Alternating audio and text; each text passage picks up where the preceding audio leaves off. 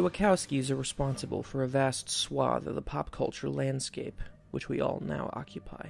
They set the aesthetic agenda for dystopian sci-fi, repopularized a William Gibsonian philosophical technophilia, and legitimized a love of Asian cinema and television, and the many formal techniques and the choreographic language they coined. They built a hodgepodge world out of sci-fi detritus and an unabashed love for cinematic junk food. Like them or not, most modern genre fare pays them rent. They also set a stunning example for young artists when first one, then the other, came out as transgender. It's hard to overstate the bravery of their very public conversation about their gender identities. When Lana Wachowski made her debut to the world, the idea of transness was still taboo and foreign to many, more so than today. Allowing her true self to be seen was extraordinarily brave, as it is today for all trans people. Just being yourself when you're trans is an act of defiance, of colossal courage, because there are still people, powerful people, who do not understand what it means to be you. And because they don't understand it, they're afraid of it.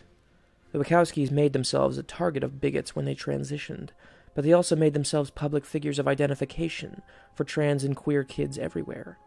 They survived, and continued to make their Byzantine science fiction opuses. In 2015, just a few months before Lily's public transition, they released Jupiter Ascending. Since their Matrix sequels, the Wachowskis have had to contend with a waning critical interest in their carefully drawn fantasy stories. One after the other, the films failed to impress the right people, and finally Jupiter Ascending seemed to be the last straw, complicating their relationship with Warner Brothers, their usual distributor, garnering confused reviews, and not turning a profit. Their trailblazing streak appeared to have ended, and just recently they announced their possible retirement from filmmaking entirely.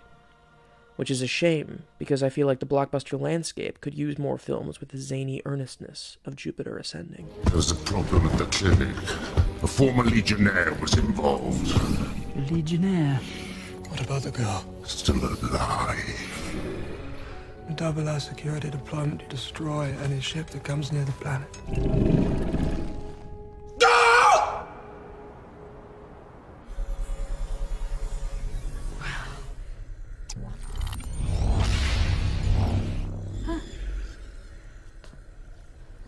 Are those flying boots?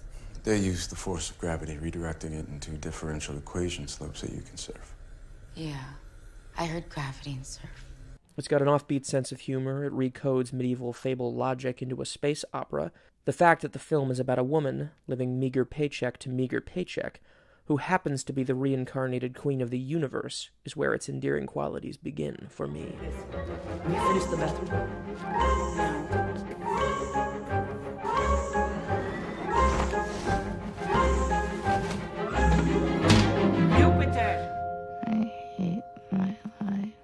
It helps that Mila Kunis, in the lead, does a credible job seeming out of her depth, tired, scared, and normal, while all around her becomes expensive chaos. Fluid, beautiful, fully realized expensive chaos. Oh, holy crap.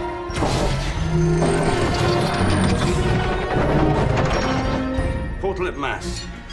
9 clicks to intercept.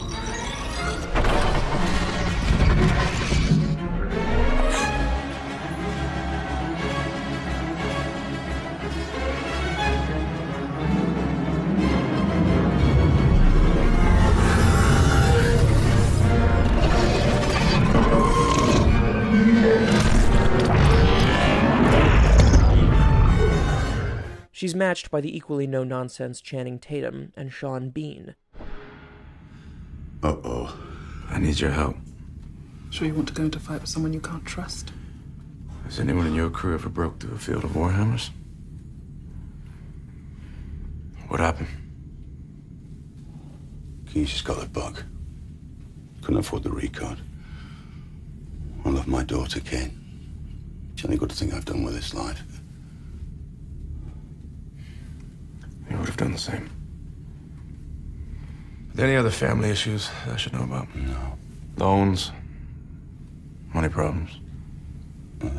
No. He's good. Let's go. Down-to-earth performers who are miles away from the extravagantly mannered performances of the outer space monarchs with whom they have to contend. My mother taught me what was necessary to rule in this universe. Like killing people? I create life!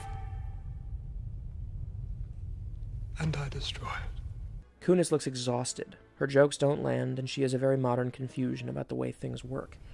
Those things at the clinic. Keepers. They're from the diorite system, but they're genetically repurposed to act as monitors and watchdogs.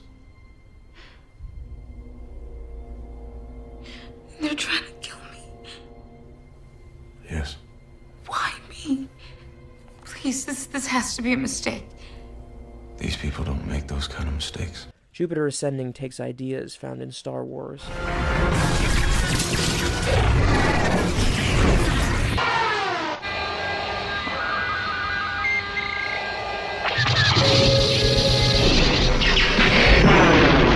Star Trek. With complete ship's records, including our present situation, sir. Delay launching as long as possible. Our drone can't escape as long as we're held in their tractor.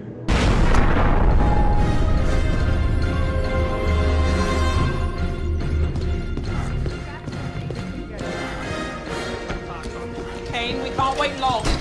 Give me every second you can.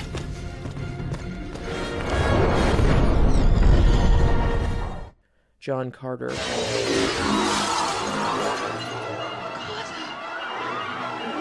It's a trap!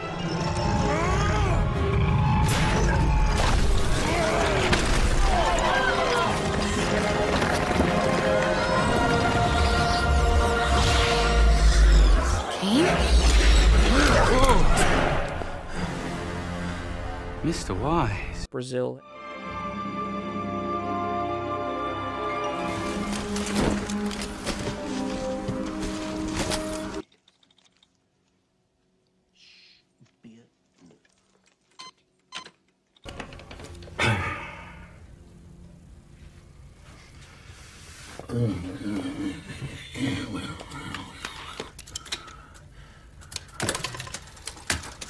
This is what I deal with. And Dune. You have some idea of what I could do. Don't try your powers on me. Try looking into that place where you dare not look. You'll find me there staring back at you. You mustn't speak! I remember your Gom Jabbar. Now you'll remember mine. I can kill with a word. Is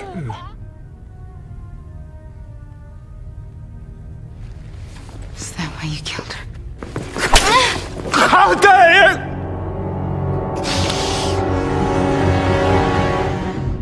Among other sci-fi touchstones, and molds them into a breezily arch new adventure about the disease of royalty fought by a blue-collar morality.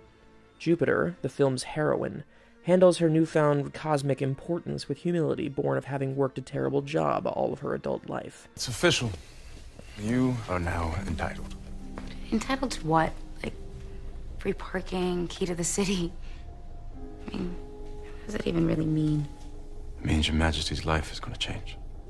If she wants it to. Can you say that again?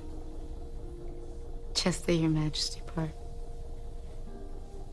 Your Majesty. It's interesting. When other people say it, it makes me really uncomfortable. But when you say it, I don't know. I will admit there are things about my life that I would like to change. But it doesn't make me a different person. It doesn't change the things that matter to me or who I care about. To spend $180 million to say that leaders should never forget what it means to need help and not get it, to be so broke you consider selling your eggs to survive, is about as worthy a funnel for Hollywood money as I can imagine, beyond donating it. What Jupiter discovers is that human beings are fodder for galactic royalty and their egos, and so she fights to change things for every person, not just herself. Her care is a force that moves planets. Jupiter Ascending is caught between old generic ideas and a still developing context, and the Wachowskis were shrewd enough to know that new fans need new legends, stories that reflect their lives, and broke miserable heroes who look like them.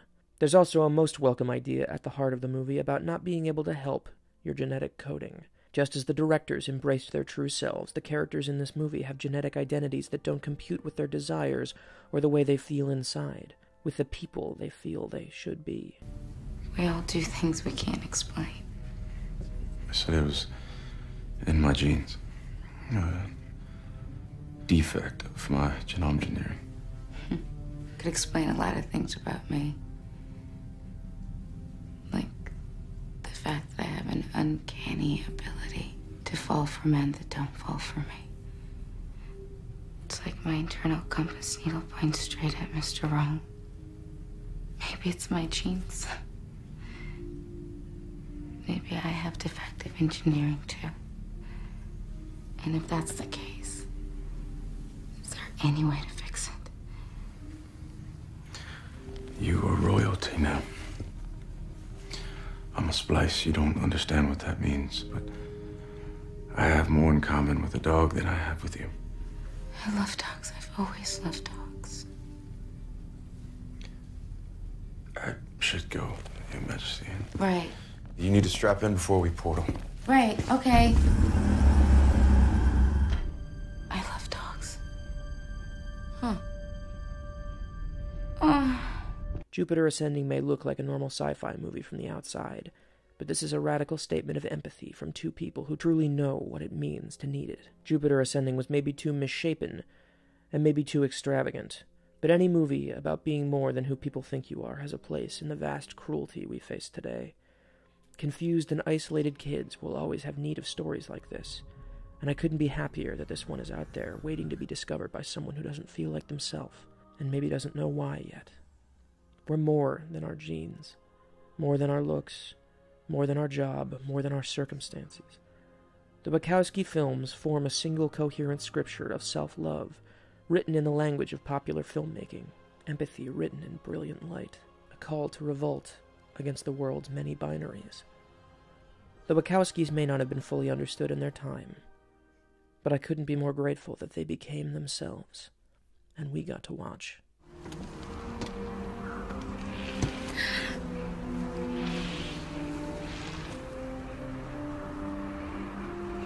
I can get used to this.